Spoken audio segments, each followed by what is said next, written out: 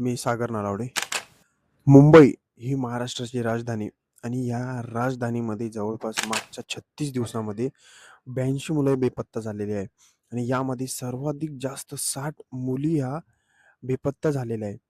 जसं की काल हिवाळी अधिवेशन नसतानाही वर्षा गायकवाड यांनी पण हा मुद्दा उचलला आणि हा मुद्दा सांगितला की त्यांनी खूप गंभीर आहे आणि हा खरंच खूप गंभीर मुद्दा आहे. कारण की जसे की बरेच जण हे शाळेमध्ये जातात छोटे-छोटे मुलं आणि तिकडून त्यांचे वडील वगैरे त्यांना घेण्यासाठी लवकर जात नाही. तर तिथूनही अशा या बऱ्याचशा घटना वाढलेल्या आहे, की मुले बेपत्ता होतात आणि मेन चक्क म्हणजे मुंबई ही सगळ्यात सेफ सिटी मानली जाते आणि या सेफ सिटीमध्ये जवळपास 82 मुलं जर हे बेपत्ता होत असेल, तर की खूप भीतीदायक गोष्ट आहे. यामध्ये महाराष्ट्र सरकारने, मुंबई पोलीस वगैरे कोण आहे यांनी लक्ष घालणं खूप गरजेचं आहे. तर बघूया आपण याच्यावर महाराष्ट्र सरकार किती लवकर ॲक्शन घेते.